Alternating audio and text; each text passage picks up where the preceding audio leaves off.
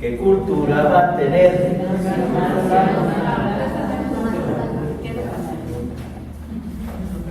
Esa es una definición de cultura. Es decir, ¿qué cultura va a tener un cholo que da clases de antropología? Nosotros los doctores somos. ¿Qué es para usted cultura? Tradiciones, costumbres, razas, ¿qué rasgos? Por ejemplo, yo tengo unos lastimados.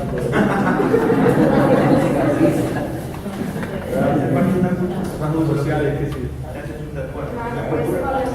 La caracterización.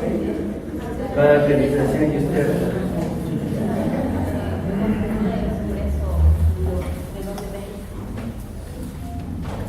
¿Y usted? A ver, levante la mano los de Manaví. ¿Qué caracteriza a los manavitas?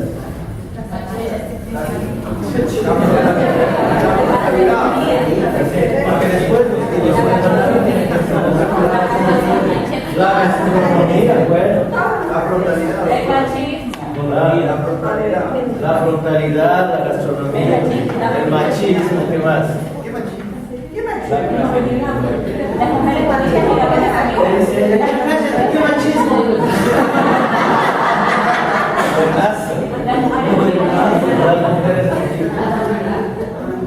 Es decir, ¿cree que me ha llamado la atención que los manavitas se definan a sí mismos culturalmente? Porque eso es bien difícil siempre, ¿no? ¿Sí? ¿Por qué? Porque la cultura para uno es invisible. La vive nomás. Uno no razona su propia cultura. ¿De cuál se ocupa uno? De la de nosotros, no de la que le llama la atención. ¿Por qué? Porque yo no soy así. Y entonces vale la pena aquí establecer el carácter de la cultura con minúscula. Y parecerá una contradicción, pero sí. Esta es, no sé si la palabra más adecuada es aberración, pero al menos vamos a decir que es una ponderación desmedida de la élite. Hemos estado acostumbrados a considerar la cultura como un atributo superior de la sociedad. Es decir, la sofisticación del conocimiento de la sociedad. ¿No es cierto? Y por eso se decía la casa de la cultura, donde se expone lo más valioso de un pueblo. Por ejemplo, las pinturas, el arte, la música, la filosofía. Y entonces resulta, ¿qué culto es el tipo, no? Es decir, cuando entiende a Schopenhauer, ¿verdad? Cuando puede distinguir la parte que le falta a la incompleta de Liszt, cuando entiende los cuadros de Miró, ¿verdad? Cuando está en la élite, dice, eso es la cultura. Pretenden hacerla con mayúscula, pero solo es con minúscula. ¿Por qué? Porque solo es el comportamiento de un grupo de personas selecto. Y se confunde cultura, o se le hace la cultura como que fuera sinónimo de nivel instruccional. Esta es sin duda una deformación. Es sin duda una deformación. ¿Por qué? Porque pretende calificar esta cultura como mejor que las demás.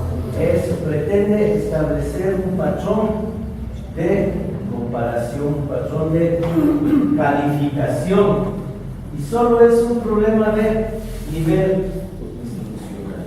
Entonces, de aquí se deriva lo que concluye el Klein Kluckhoff, que la cultura es inherente a todo el mundo, ¿no es cierto?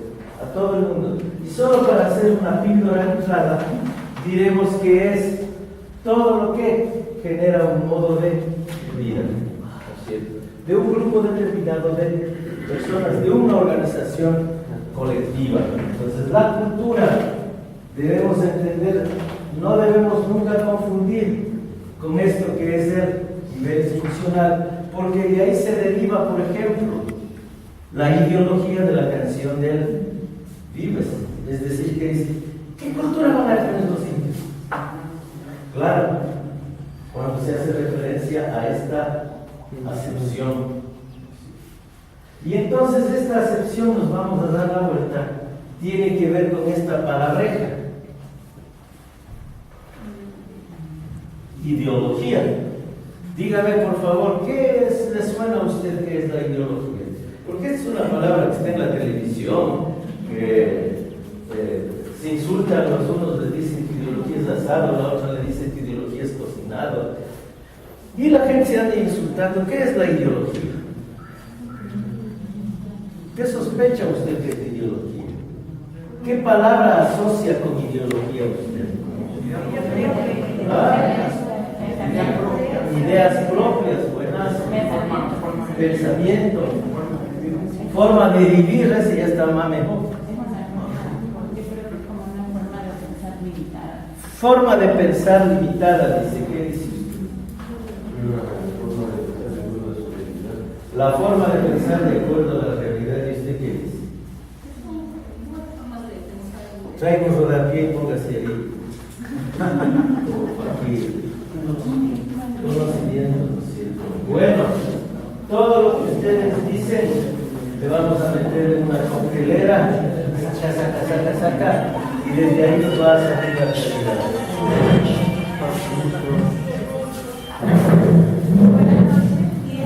La ideología es un recurso del hombre social para un solo fin: no cambiar jamás.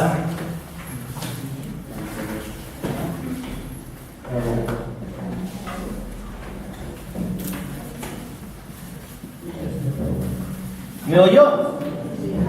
La ideología es un mecanismo que disponen todos los seres sociales para no cambiar jamás. Es decir, la ideología es un mecanismo de defensa que justifica o que indica lo que yo soy. Y es un mecanismo de defensa para no cambiar jamás. Entonces, cada vez que aparece en el horizonte social de una persona, tienes que hacer otra cosa, tienes que dejar de hacer esto, tienes que cambiar, automáticamente se despierta la ideología. ¿Y qué te dice la ideología? No, ¿por qué voy a cambiar? Si yo estoy bien así, porque he ganado un espacio de confort. ¿Por qué? Porque ya manejo mi vida de manera controlada. Ya sé lo que tengo que hacer, qué es lo que no tengo que hacer, sé qué tengo que gastar, cuáles son mis nociones de placer. Todo eso ya está perfectamente diseñado en tu vida. Es decir, tienes la certeza de una manera de vivir.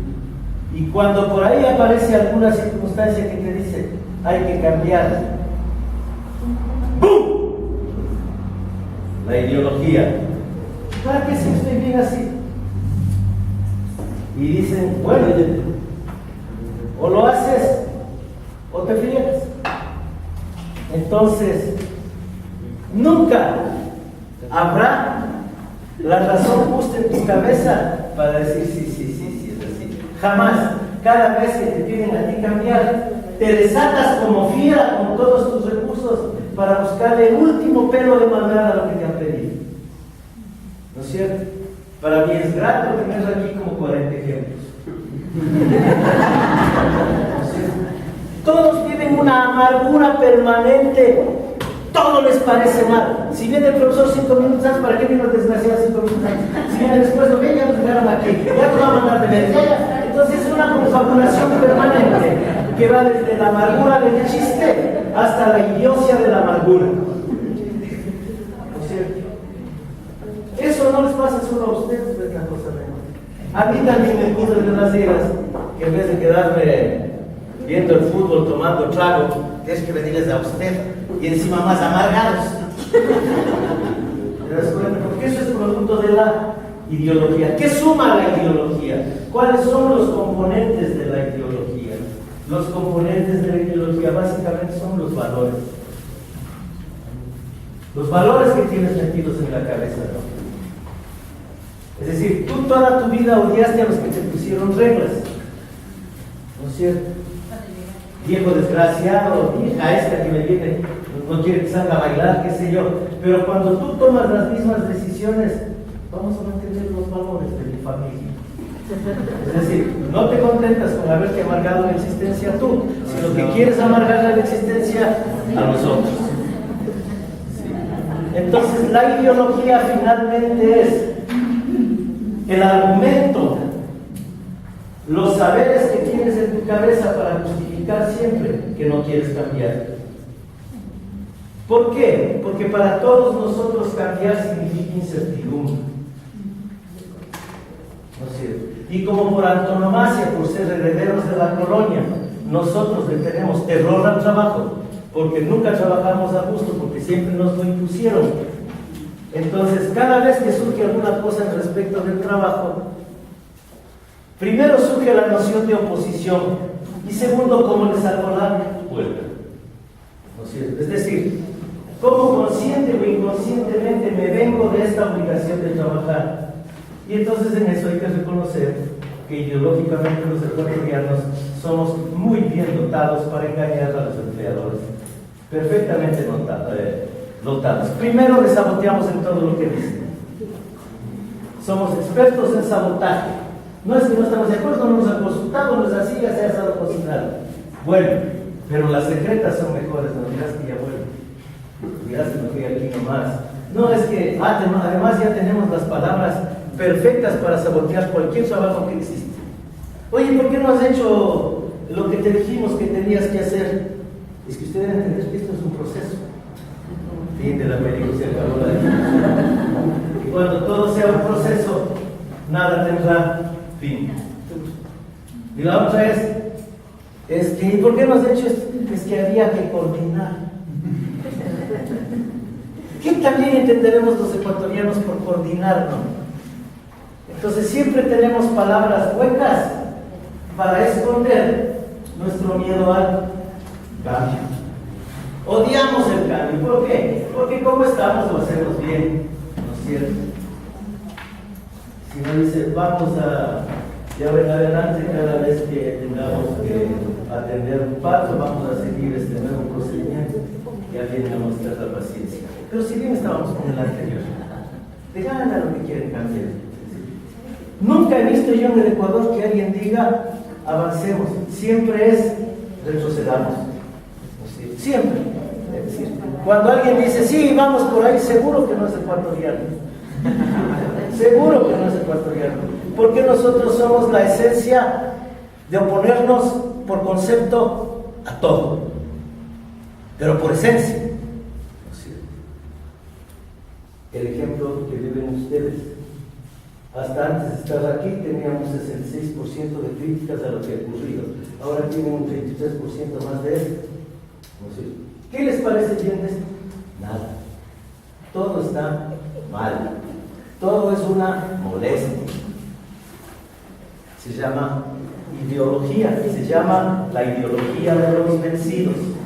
Porque nacimos cansados a la libertad nosotros.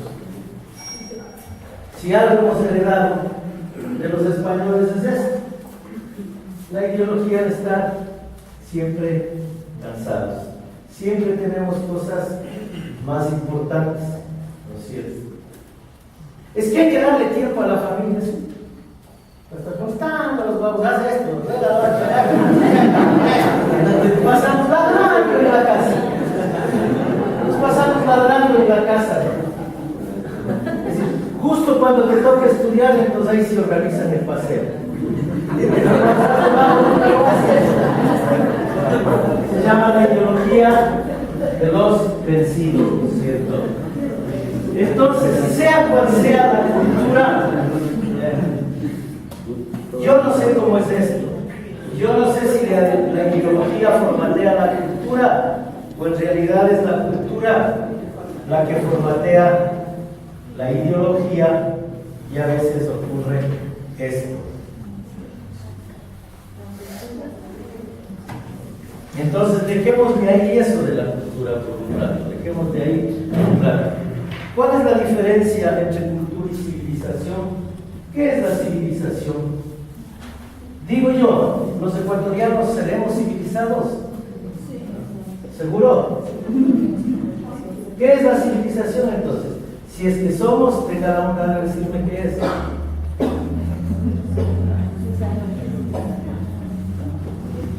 ¿Qué es ser civilizado?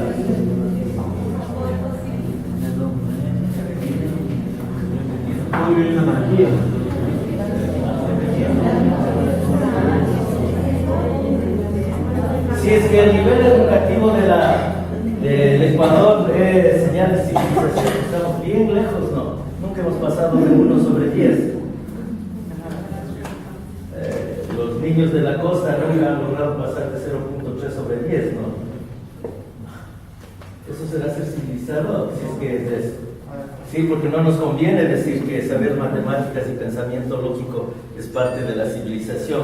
La costa siempre saca siempre menos de 1 y la sierra entre 1 y 1 y 1. Maravilla. ¿Qué será la civilización? Deme ejemplos antiguos de pueblos civilizados.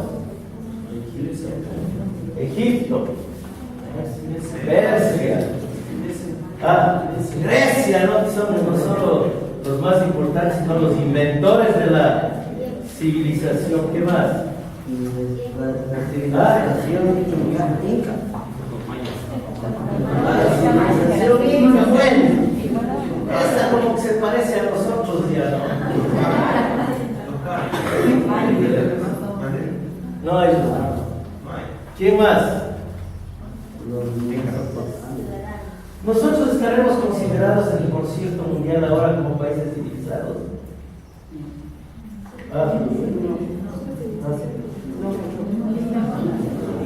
Eso no es la característica de los civilizados. Una cosa es desarrollar, otra es civilizar. ¿Cuál será el carácter? ¿Qué es la esencia de los civilizados? Es poder vivir en una ciudad. Porque para decir nosotros somos civilizados debemos tener el referente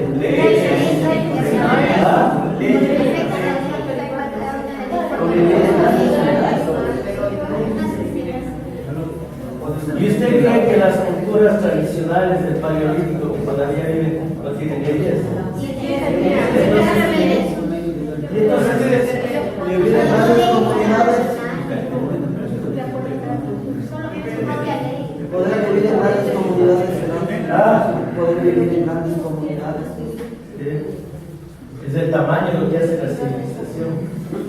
Es que todo se reúne, porque si no puede vivir tiene que aceptarse ¿Se por da los cuenta demás. usted que las culturas civilizadas matan más que las salvajes? No digo que claro que matan más, pero creo que vivir en grandes grupos. ¿Y en qué grupo humano no existen leyes?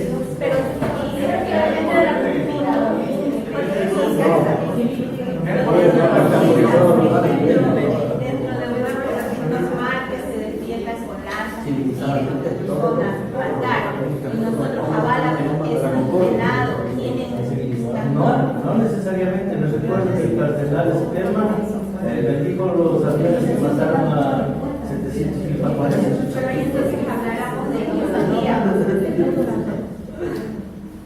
Vamos a dejarlo allá por un momento porque me va a dar mucha pena darles en las orejas porque ni siquiera tienen la más remota idea de lo que es civilización.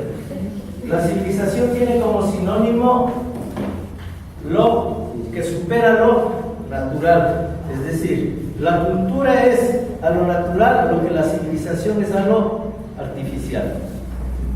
Ahora la pregunta es, en vez de haber arreglado la película y explicado, les generé otra complicación. ¿Qué es lo artificial? Lo creado en el hombre.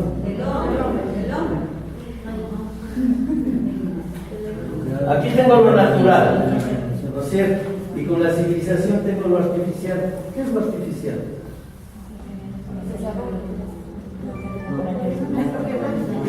Lo que es natural. Tienes toda la razón.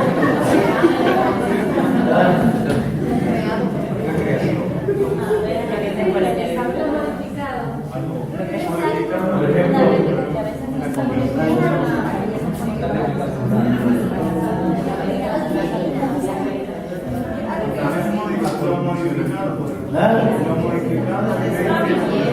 Dime. Ya tú se has leído el grupo realmente.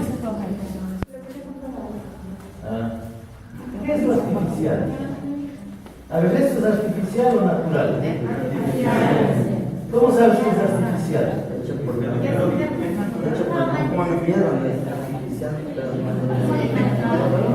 Es decir, en la fábrica dicen, a ver, ¡pum! Y ¡zas! Aparece este. ¿De dónde apareció? ¿De dónde apareció? Yo estoy de acuerdo con usted que esto es artificial. Pero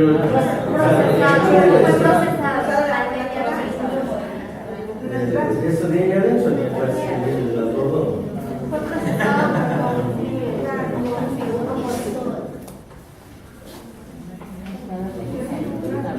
Muy bien. Ha generado una suficiente carga de incertidumbre. Como ustedes me la han generado a mí, porque me hay borrador. Que cada bondad de prestarme un pedazo de papel, una toalla sanitaria, ¿vale?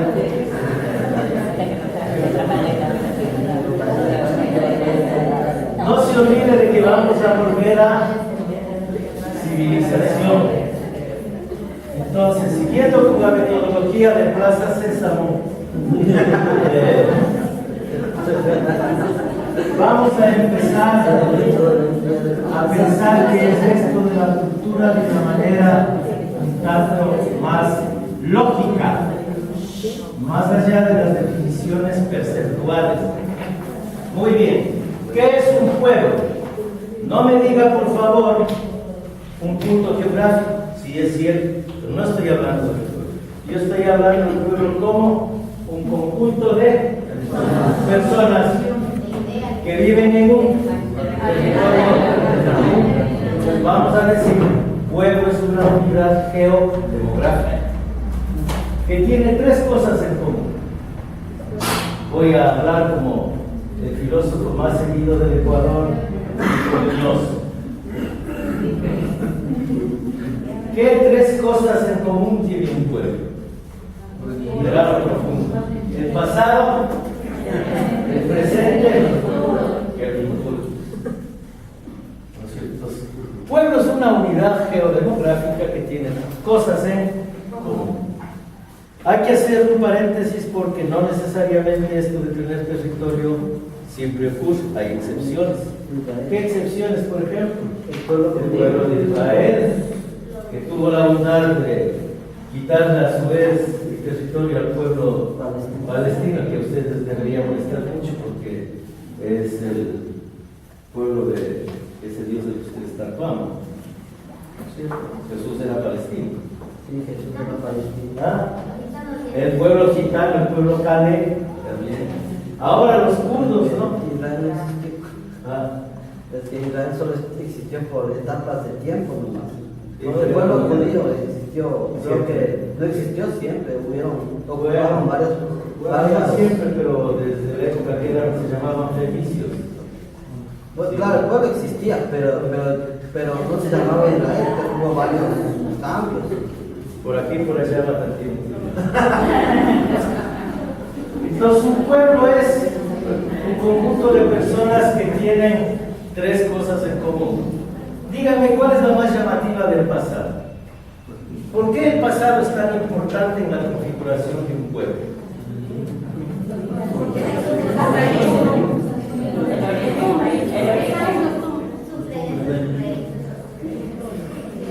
¿Cuál es?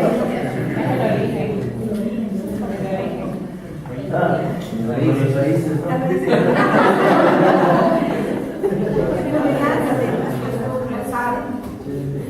Pero ¿cuál es la más evidente entre los que estamos aquí? ¿Por qué usted me queda bien y cada vez que hago pendejadas usted se ríe? ¿Por qué me entiende, pues?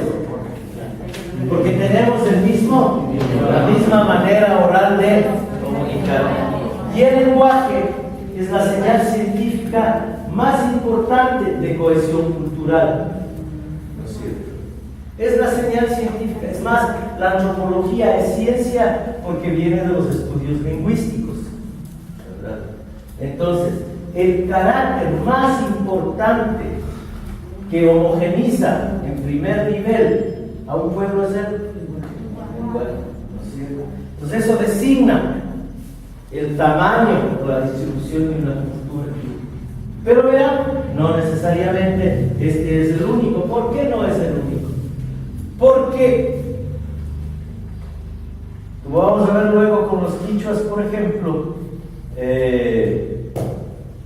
los quichuas son desde el Cachi hasta el Macará y todos hablan quichua, pero tienen adaptaciones, no son los mismos en la olla del Guayabamba que los de la olla del Puntuchi, porque se van adaptando. En el Ecuador, por ejemplo, yo siempre digo la misma razón. Uno va en el mundo caminando por ahí y oye un manaba, y yo digo, ¿sabes? Aquí hay un manaba. ¿Cuál es? ¿Y por qué? Porque de todos los ecuatorianos tienen una manera muy singular de hablar. ¿Por qué? Porque les impactó, les sedujo el habla de los galitanos, que eran los piratas que bajaban a fondear el agua por Montecristi por ahí, porque como eran piratas no podían ir al puesto de agüita, ¿no es cierto? Y entonces tienen una construcción bien curiosa, ¿no? Que ahora esto que me pasa con ustedes, yo siempre les cuento a los estudiantes de quinto en cambio, ¿no? Dice, ¿y cómo saben de qué es eso? Primero para decirles que uno nunca ve la propia cultura. Es decir, uno no se ve a sí mismo, uno es y se acabó. Pues. Los otros, los que no somos de esa, somos los que miramos, ¿no es cierto? Yo, por ejemplo, no me doy cuenta que arrastro la S ni la R, pero cuando mis amigos están a mis espaldas dicen, arrastrar, longuito. Exageran, ¿no es cierto? Entonces nosotros hacemos igual. Con la diferencia de que nosotros parecemos más al diccionario que los manabas, ¿verdad? ¿Por qué? Porque les ocurre un fenómeno muy curioso. Al singular le hacen plural siempre, pero no gramaticalmente, sino fonéticamente le hacen siempre plural. Y al plural siempre le hacen singular. Eso típico. Chonanas y demás. Quienes colonizaron la costa fueron los indios libertos que huían de la sierra, que fundaron todas las ciudades que ahora son costeñas. Y aprendieron a hablar español a toda velocidad para que no les patearan. ¿Y de quién aprendieron el español? De los galitanos. De los 13 desgraciados que quedaron ahí, que no hubo nunca nadie más.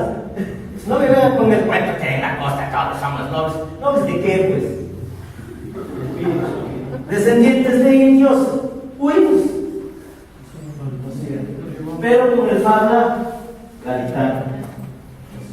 En cambio nosotros tenemos la fabla castiza. No castiza en el sentido, sino castizo porque los desgraciados eran de Castilla. Y los únicos que más o menos fueron los 3 o 4 toleranos desgraciados que llegaron a Cuenca y que a partir de eso aprendieron a hablar bien, distinto de todos nosotros. Pero además tenemos una cosa que es muy notoria en la sierra, en el habla. Se sabe, cualquier tipo que estudia antropología dice, estos fueron esclavos antes. Cuando nos hablan, cuando nos oyen hablar, nos dicen, estos siempre fueron esclavos. Porque todas nuestras alocuciones de ubicación siempre son para que no sepan de dónde estamos. ¿Qué haces, Fe? Asomaraste, ¿no? ¿A dónde vas? A volver. Asomaraste. Sí. Son expresiones elusivas. ¿Por qué? Porque son las maneras de expresar que no me molesten. Que no me molesten. Yo no quiero asumir ninguna responsabilidad. Y el mejor ejemplo es este. A ver, véale bien. Véale 3 segundos bien. Y después me dice lo que pasa. ¿Ya viste? Se cayó. Se cayó. Se orinó. Se perdió.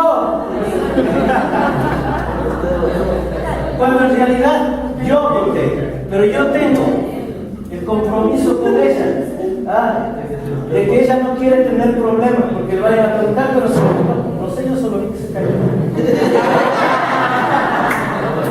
Sí, ¿por qué somos así? Porque en la cabeza todavía tenemos la colonia. Porque en la colonia, como éramos esclavos, éramos responsables de todo. Nos aprendimos a ser elusivos, sometidos, domesticados y mestizados, sin sangre, solo con él y yo. Y entonces somos capaces de esto. Oiga, ve viendo lo que está haciendo el Diego por ahí. ¿Me entendió?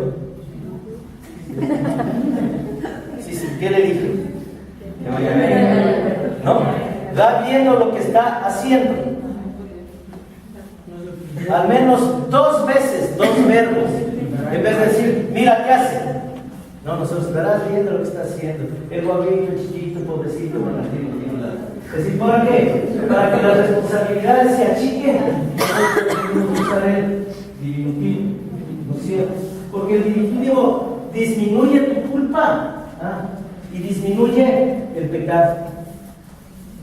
¿No es cierto? Por eso usamos nosotros el diminutivo. ¡Ve qué bonito el guaguito chiquito! ¿Para qué tantas veces? Es chico. El pacientito, mamitico. Porque en la cabeza seguimos siendo esclavos. El uso de cuando uno dice mande. Ese es el mejor de todos, ¿no? Te llama la mano. Joaquín, mandé. Y por esta noción de subordinación. Y nunca hablamos con transitivos directos. Nunca decimos el doctor se cayó. Entonces, igual en el hospital, ¿qué pasó? No sé. Se murió. ¿Viste? Te das cuenta cómo la cultura moldea las relaciones y a nosotros nos hace perfectamente responsables. ¿Por qué? Porque seguimos pensando que quienes nos contratan, nos dan trabajo, son la colonia. Y entonces uno siempre anda buscando la manera de cómo ir llevando un conejito, al menos 2 hojas me llevo, 3 de esto, 3 de esto. ¿Por qué? Porque vivimos en una cultura de carencia mental. ¿Por qué? Los españoles se fueron en 1832, pero viven en nuestros corazones. Porque todos añoramos ser descendientes de españoles. Todos queremos ser de la nobleza española. Lástima que no es posible. Entonces, en la medida de lo posible, nos manteamos el bien. O como aquí, teniendo perros más guapos que el güey.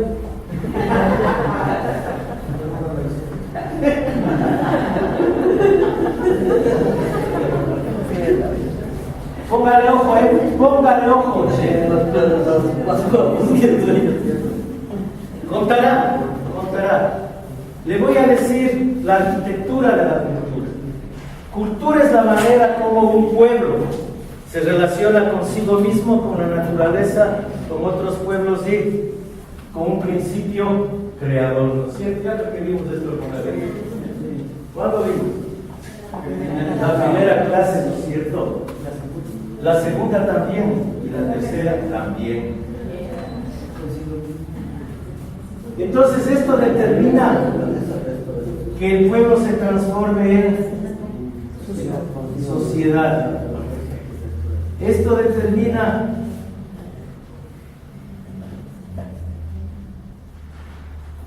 que al ser la naturaleza, con la naturaleza va a ponerlo aquí, ¿no? Sea una base de vida cuando se relaciona con otros pueblos,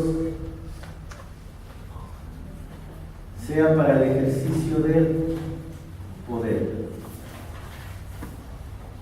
Y me parece que aquí en este intrínculo de las cosas podemos encontrar el carácter de los ecuatorianos. Y los ecuatorianos dejamos de ser campesinos en este siglo y sin embargo seguimos con ideología campesina de la conquista. ¿Cómo podemos conocer esto? ¿Cuál es una de las características propias de la cultura? la manera como un pueblo se relaciona con la naturaleza. ¿Y cómo se relacionan los campesinos serranos, que eran todos hace menos de 50 años? ¿Cómo se relacionaban con la naturaleza? Sembrar. El grave problema es que no se puede sembrar todo el año. El clima no da, solo es un... Sí, entonces, ¿a qué le obliga el poder cultivar un solo ciclo? A guardar las cosas. Primero guardar lo más importante de todo, semillas, y tienes que guardarlas mejores, porque si no, no funciona, ¿no es cierto? Y entonces este señor quiere controlar toda la incertidumbre posible. Por eso lee bien el clima, por eso lee bien los astros, cómo se mueven. Por eso mira hacia dónde vuelan los pases. Quiere tener todo claro, porque si pierde la cosecha, pierde su economía. ¿No es cierto? Entonces, el serrano, de origen campesino, por naturaleza, porque si no, no podría sobrevivir, es dudoso de todo. No se cree absolutamente nada.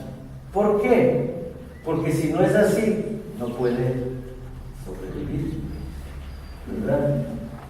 Entonces, siempre es tacaño en el sentido de que tiene que guardar. Tiene que guardar, porque si no guarda, no come ni puede volver a sembrar. Porque tiene 6 meses en el año que no puede sembrar. Entonces, tiene que tener una economía de 6 meses para poder aguantar 12 meses. Estoy hablando de hace 1000 años. Y hace 1000 años, ¿qué hacía el hombre de la costa ecuatoriana? Nada. Nada. Salía, cogía la papaya, se la comía. ¿Qué pasa si coge 2 papayas y lleva a la casa? Se dañan. Y él dice, como siempre hay papayas, ¿para qué voy a inventar un sistema de guardar papayas? El otro desgraciado de arriba dice, como no tengo para comer, obligatoriamente tiene que inventar una cosa que le sirva para guardar. ¿Qué les quiero decir con esto? Que en la costa nunca habrá premio Nobel de nada, nunca. ¿Por qué? Porque cuando vivíamos, normalmente, hay siempre hay algo para comer. Saca la mano la papaya, mete una patada en el río, un pescado. No tiene necesidad de guardar. No tiene necesidad de guardar. ¿Por qué? Porque el clima del ámbito es tan benevolente que siempre hay todo. ¿Por qué? Porque no tiene 4 estaciones, solo tiene una, la de confort. ¿Te das cuenta? ¿Ah? ¿Ah? Confort. Porque no necesita esfuerzo, no necesita cultivar, no necesita guardar. ¿Te das cuenta? Eso que fue hace 1000 años sigue en la cabeza de las personas. Los serranos ya no son campesinos, pero siguen pensando así. En cambio aquí no. Usted vea la fila del bono, llegan a la fila del bono, salen y ya están ahí vendiendo todo y se gastan en serrano. El señor que coge el jornal, ahí se chupa el lunes, porque el lunes vuelve. No tienen esta noción. ¿Por qué? No es que sean malos. Eso se llama cultura. Doctor, ¿y qué pasa en el Oriente donde que fue colonizado por serranos, por cuencanos, que tienen la forma de pensar de serranos, pero viven en un clima tropical de la costa? Se hacen ricos pero pagan con su salud. La capacidad de acumulación de la Amazonía es mucho mayor que de la costa. En la costa solo acumulan los que vienen de fuera, no los que son de ahí, porque no tienen esa tradición. O sea, tienen la tradición del confort. Tienen la tradición del confort permanente, ¿no? Eso que hace 1000 años era una maravilla, ahora termina siendo un límite, ¿no? ¿Por qué? finalmente desbloqueas la conciencia y vuelves a hacer lo mismo de siempre. Una maca es una maravilla. Lo cual es digno de envidia. Generan envidia de propios y de extraños. Entonces, ¿cómo la naturaleza ha hecho que la construcción del Ecuador sea una construcción falsa? No somos los mismos. Hablamos del mismo idioma, pero no nos parecemos en nada. ¿Por qué? Porque vinimos de situaciones distintas. Entonces siempre hemos necesitado de una coyuntura muy fuerte para que nos una. No, la verdad. No, el Estado se llama. Porque las concepciones de Dios en la sierra, en la costa y en la Amazonía son totalmente distintas. Sí. Los pedidos, que es como se construye a Dios, ¿no? Es decir, ¿para qué construyes a Dios? Para que te resuelva tus problemas. Y entonces las construcciones de la costa son distintas que las de la sierra, que las de la Amazonía. ¿Verdad? Es decir, usualmente unas son bien delincuenciales, ¿no? Que es, cuídame. Como la Virgen de los Sicarios, ¿no? Virgencitas que le mate a la primera. Entonces, ¿qué necesitamos? Una cosa supra muy fuerte para que nos cohesione. Y a veces logra eso. Lo único que logra en el Ecuador es el fútbol. Cuando en el fútbol nos va bien, entonces todos somos la selección.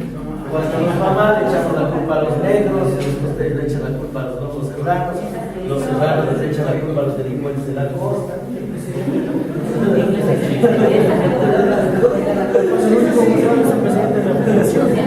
Y lo curioso de todo esto es, yo me dice en el segundo libro que yo le seguía el camino de la colonización a los serranos de la provincia de Los Ríos. Y toditos los sitios, las ciudades de Los Ríos, todos son colonizados por bolivarenses, pero todos.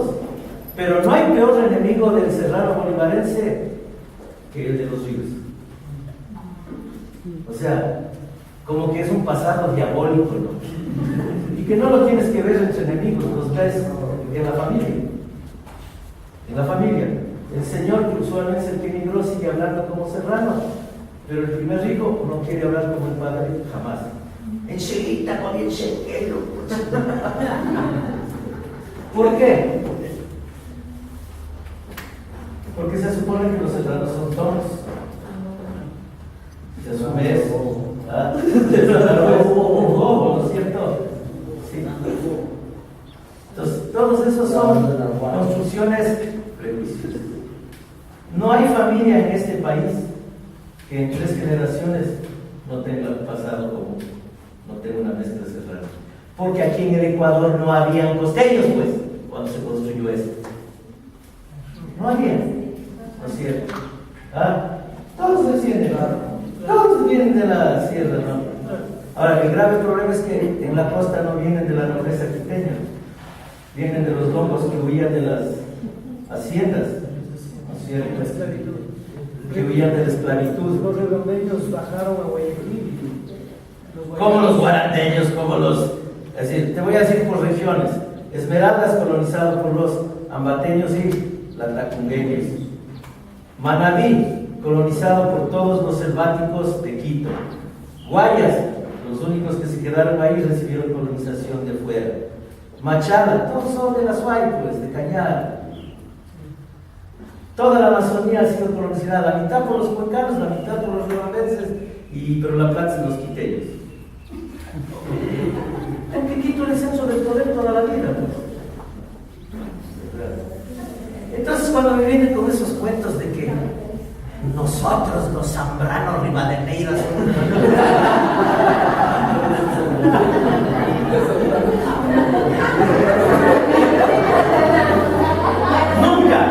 nunca a la costa ecuatoriana, hasta inicios del siglo XIX, llegó una mujer europea.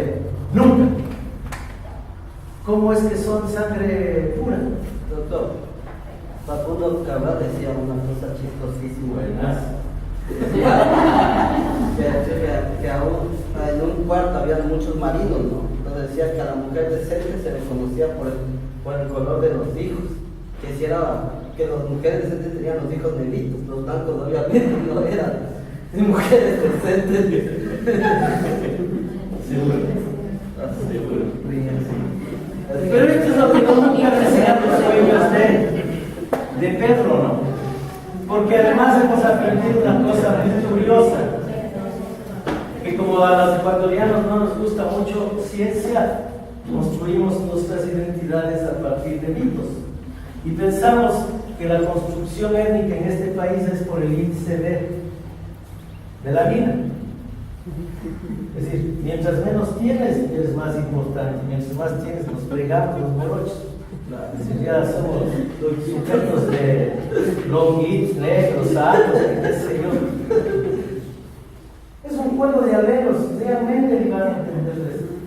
Originalmente la evolución lo que marca es que el índice de melanina es para protegerse de donde vives. Entonces los que son blancos, obviamente son de Finlandia, pues. Son del Polo Norte, porque ahí no tienen luz 6 meses, ¿no es cierto? Entonces no les hace falta melanina. Pero tráete uno de esos a vivir en el Ecuador, cáncer de piel con seguridad, ¿verdad? Y entonces, claro, ahora nos tienen en cuenta de que hay que ponerse bloqueador. Pónganse bloqueador los que nacieron en el Sinqui, pues. Nosotros los ecuatorianos no nos hace falta bloqueador. ¿Por qué? Así nos caen los rayos. No es que se cayeron.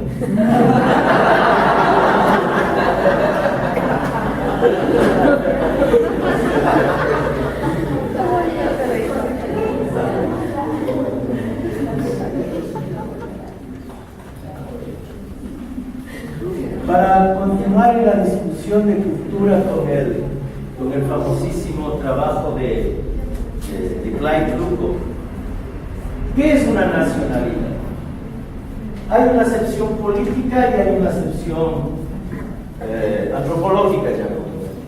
La política es un límite jurídico y alguna otra cosa más. En cambio, nacionalidad es un concepto que dice que un grupo de personas tienen un mismo origen que se detecta por su idioma.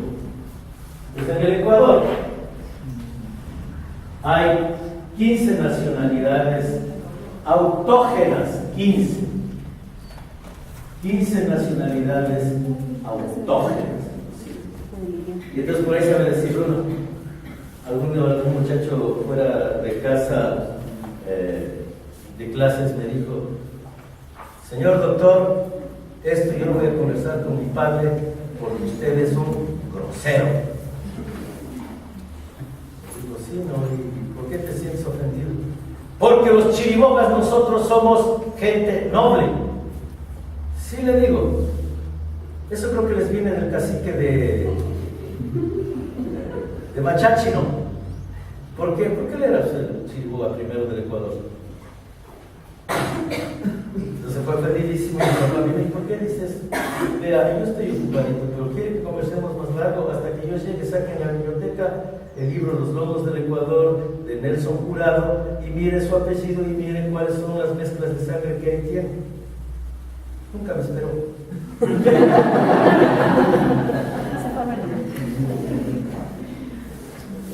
Nacionalidad es: tenemos en la costa, tenemos en la sierra y tenemos en la Amazonia. Les recuerdo que para los primeros días del siglo XVI ya casi no había población en la costa ecuatoriana. ¿Por qué? Porque cuando llegan los españoles a las Islas Mayores, Quisqueya, Boringen, y la otra que no me acuerdo, Quisqueya, Boringen, ¿cuál es la cosa de la isla Grandota? Siboney. Había ya mucha historia de comunicación, de cabotaje entre Ecuador y el Tiangués de México. Muchísimo. No, desde hace un par de siglos antes los comerciantes del territorio de Machalilla, de Salango, iban en intercambio de mercancías con la Spondylus hasta el Tiangués de México. Y entonces, antes de que lleguen los españoles a lo que hoy es Ecuador, ya había llegado la viruela. Y casi todos habían desaparecido con viruelas o con enfermedad de cámaras. Es decir, muy poca gente que se refugió en la montaña de Puerto Viejo se salvó. Muy poca gente. Es decir, era un territorio devastado. No había gente, había muerto con las viruelas. Y entonces, ¿qué ocurre en la costa? En la costa ocurre que a la par que comienza el problema en Mesoamérica con los españoles, todos los habitantes del Chocó comienzan a migrar. Y entonces tenemos que en la costa tenemos 4 o 5 grupos de personas, ¿no es cierto? Los Aguá, los Chachi, Épera y Sáchila, ¿no es cierto? ¿Cuál es la magia de todos ellos? Que todos ellos hablan idiomas, por ejemplo, el Aguapí, el Chapalache, el Siapedé, el Zafiqui, todos son idiomas barbacoa o chicha, es decir, que se hablaban en territorio mesoamericano. Finalmente todos esos tipos son primitos de los mayas o chichas, ¿no es cierto? Todos ellos. Entonces, si los costeños quieren preciarse de ser hijos de extranjeros, cierto es, los Aguá, los Chachi, los Épera y los Chachi, centroamericanos. Y para allá llegó. Los Huancavelitas eran unos desgraciados, ¿no es cierto? Eran unos traidores terroristas que le hicieron matar a Don Tupac. Y Don Tupac los descubre y mata a la mayoría de ellos. A unos deja en cuna y a los otros les obliga a que se sacaran todos los dientes de adelante, ¿no? Para que quedaran feísimos así y que se hicieran la cabeza para atrás. Poquísimos quedaron y se escondieron porque no eran buenos guerreros, medio así maricones, ¿no? Los que en realidad eran buenos guerreros eran los más arriba, los chonanas, ¿no? Que son los únicos que hay evidencia genética de que todavía persiste. Entonces, cuando de Boxa le dice que tiene por sus pies, por ahí corre por sus venas, la sangre de Huancavelica. Eso no puede decirse nunca jamás, porque no tiene ni un ápice de sangre Huancavelica. Él tiene sangre meronita del cercano oriente, es libanés. Pero dice, oye, sí, la sangre de Huancavelica. Los monos siempre son alabarquenses y lo quieren negar.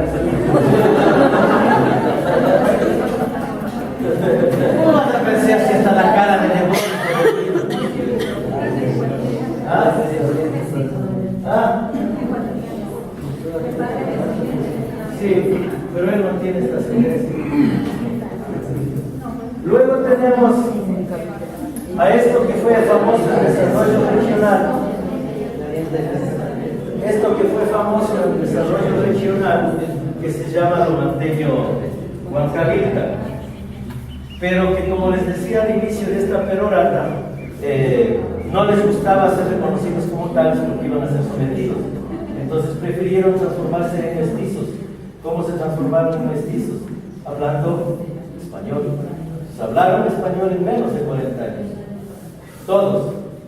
Y entonces dejaron de ser indios y se transformaron en mestizos. Entonces eso es lo que se llama mestizaje cultural.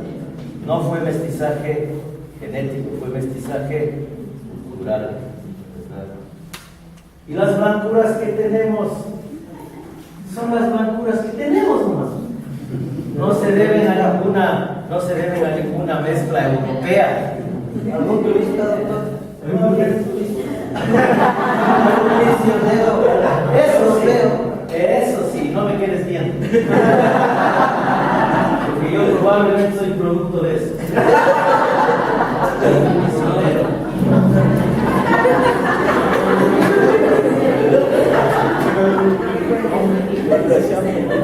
Como el ceviche. Pero obviamente todas esas clasificaciones de clases sociales de una manera traía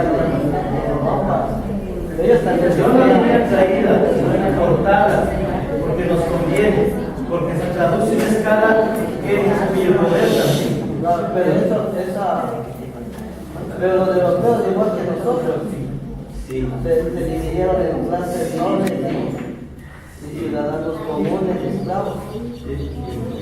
Hay una categorización en el siglo XVII en Quito en donde dice cuáles son las categorías de personas según los colores, ¿no? Hasta ahora hay esa categoría, Sí. ahora la pensamos. Sí. ¿Por qué no le pones en esa escuela? No, mucho no.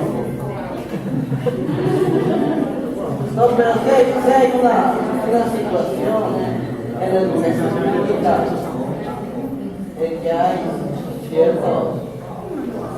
ciertas diferencias. Exactamente como en la medicina, no. No, yo me refiero al grado de autoritarismo para que está hecho cierta educación. Como digo en la medicina, ¿no es cierto? Es igualito, así es de la medicina.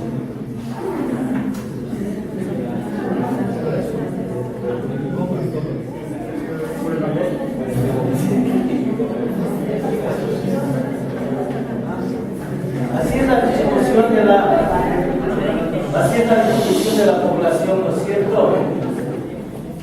Los pobres, la clase media cada vez más estrecha, y la clase alta, poquitos, ¿no es cierto? Pero que en cuestiones de poder la pirámide es alta. Al revés, ellos tienen esto de riqueza, ¿no es cierto? ¿Cómo se construye la universidad ecuatoriana? Se hacen universidades públicas, es decir, pobres, donde estudian gente pobre para atender al que hay universidades de medio pelo, de clase media, para atender aquí, y que más que atender se transforman en administradores de qué. ¿Cuál es la responsabilidad de las universidades de élite? Formar gente de élite para que administre este país, válido de los de la clase media, y para que hagan el trabajo los de las universidades de pobres. Entonces, ¿cuál es la lógica de los universitarios?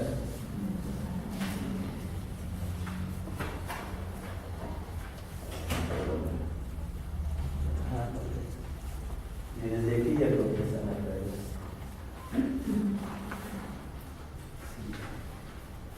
Los pobres tenemos por costumbre dejarnos humillar para chupar de clase. Todo sea para plantearnos, ¿no es cierto? El planteamiento siempre es planteamiento económico. Entonces hacemos lo posible por subir de clase social, pero tiene un tope. Tú puedes ser residente, tú puedes ser médico, metropolitano, accionista, no, tu apellido no te da. Tu clase social no te da. Los créditos también son los... Viene, es que yo tengo un caso, no, disculpa. Tú no puedes entrar al Club Unión. Pero yo tengo bastante. No puedes entrar al Club Unión y tal. ¿No es cierto? Es decir, pase lo que pase, estamos sometidos al régimen de clases sociales. Yo, por ejemplo, tengo mi hija que estudia en la Universidad de San Francisco. Es decir, ya tiene asegurado el empleo, pero socialmente no puede. ¿Por qué? Hijo del gordo sola, dice.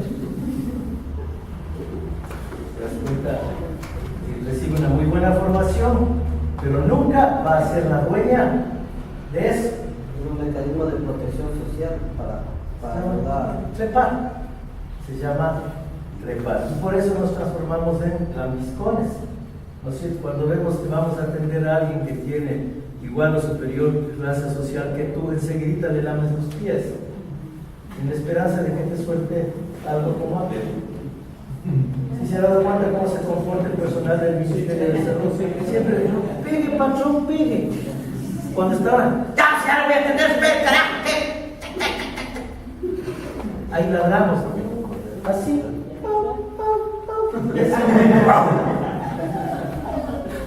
Eso es natural, no se llama cambiar la clase. ¿Por qué? Porque la nuestra no nos gusta. No nos gusta. Porque como todos pensamos que somos herederos de Sales. Y entonces, este señor, para ganar 100, ¿qué tiene que hacer? Dar 100 consultas. El señor que estudió acá para ganar 100, ¿qué tiene que hacer? Dar 10 consultas. Este para ganar 100, ¿qué tiene que hacer? Nada. Papá, dame. Entonces usted verá, por ejemplo, yo veo con mucha desesperación a mis estudiantes de los de ginecología, los de medicina interna. Todos llegan a las clases, no como ustedes, chos cualquiera. Todos llegan turcos así. El único que siempre habla así soy yo. Pero ellos llegan todos así, todos llegan en el carro. ¿Dónde está tu carro así? Dice, oiga, ¿por qué no se van a tomar un café? Ah, no, ya tomamos, es que no tienen para tomarse. Ya se compraron el carro. No tienen para comprarse café. Pero están haciendo todo, ¿no? Entonces estudian como animales, ¿no? Y siempre van a conversar al lado del profesor del metropolitano. Por si acaso le diga, venite a hacer un reemplazo. ¿Por qué? Porque dice, yo sé que el que todos los reemplazos paga es el metropolitano, pero si ven se ganan solo 350 al mes, pero a lo mejor me engañan de poder. No, porque eso no es para nosotros. Dijo, Sandoval viene graduado ya en Princeton. Rápido nomás vaya ahí, no va a dar consulta, va a organizar el hospital. Eso se llaman sueños de Pedro, ¿no es cierto? Y entonces es desesperante ver cómo estos chicos, los guaguas desnutridos, los hijos de ellos mismos desnutridos, violencia familiar impresionante, pero ellos sí llegan a las clases todos como están, ¿verdad? Y no tienen para comer. Son de... Sí, no tienen nada con las críticas del mundo de pagan bien. Al revés, son los que peor pagan. ¿Y sabe qué les dan? Les dan 2 Red Bull y una cafetera así de este porte para las guardias de 36 horas. Ergo, el paraíso del mundo. Todos confundidos. Pero ahora con la educación primaria, la universidad de la educación primaria también es un problema, ¿o no? Desde luego, pues. Porque le enseñan al pequeño a obedecer. En las públicas, Claro. las privadas les enseñan a mandar. Y a clase. Por eso los de clase media queremos ponerle en la chino. Entonces, la primera semana, sí, más o menos, son todos amiguitos, hasta que después invitan a la primera fiesta, fregamos. ¿Cómo le invitas a tu casa a la siguiente? Con el piscina de plástico. La parada delante de la carretera con bombas así. No con su macho. Pero no hay. Yo la gustaría de saber 2 tipos de educación. No existe escuelas, otras alternativas de educación. Sí existe incluso un caso.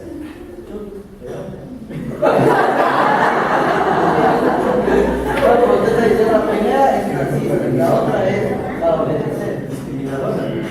Pero mire, el sistema de salud de este país está igual. ¿Qué piensa la gente que es el Ministerio de Salud? Para todos. Y los que atienden dan consulta para pobres. Es una despersonalización total del Ministerio de Salud. Es más, a la mayoría de gente que trabaja en el Ministerio de Salud, los pacientes estorban. Porque encima son feos, huelen mal. Es decir, se parecen a nosotros.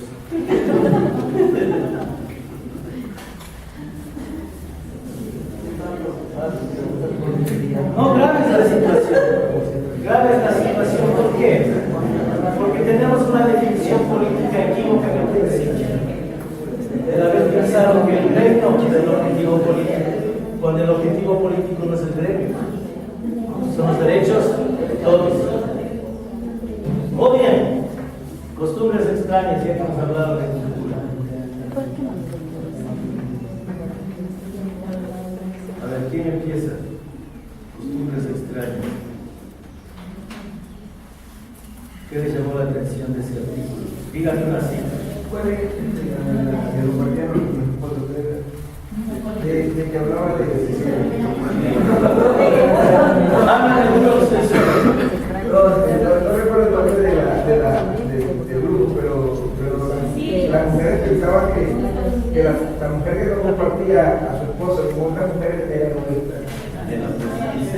Las manadas van a señalar esa.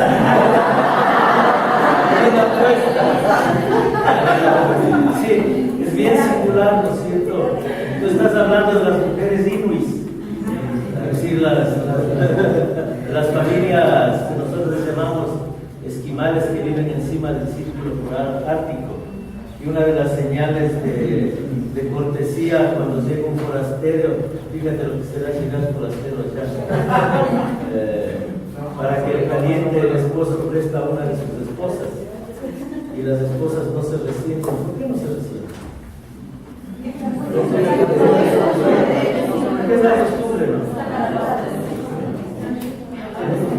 Y lo curioso es que cuando le dice, la americana le dice, oiga, ¿y ustedes cómo son allá? No, pues nosotros hacemos así. Las mujeres japonesas piensan que las idiotas son las norteamericanas. ¿Por qué? Porque toda la cultura es cuestión de geografía. Por eso se llama extraño. Todo lo que yo hago es mío, es normal. Y lo otro es no. Lo otro es extraño. ¿Tú qué viste? ¿Cuál te llamó la atención? No debes dar eso. Ya, yo hice sobre la mujer de Arizona que les ofrece comida a los visitantes. Y ellos saben que es comida. Entonces, al final, si les digo lo que es costumbre, lo que es, pero para ellos no. Para ellos no.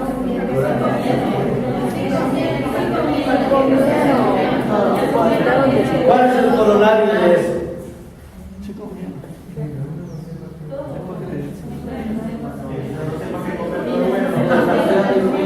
Una respuesta biológica. La cultura es una respuesta biológica. ¿Pero qué podemos demostrar con eso? Que todos comemos algo que a nuestro olfato y a nuestro gusto nos dé un buen sabor, pero al momento en que nos podamos identificar de qué es lo que comimos, automáticamente nuestro cerebro. Porque no es una costumbre. Piense un poco más arriba. Porque no es una costumbre que comer, en ese caso era una comida de iguana. No es una costumbre, es una experiencia que una vez a mí me pasó, algo así. Porque una vez me invitaron a comer y una comida estaba rica, un poco ahumada y todo, y después que me dijeron que era nupa, que era una culebra que en la zona norte de Esmeralda la mata, que hace muchísimo, la huma que solía a distancia. Y cuando yo me dijeron que era, no me sintió tan agradable, me dolió la barriga, etcétera. Ya se me había comido 2 platos. Háblame un poco más arriba. ¿Qué significa eso? Que no era una cultura,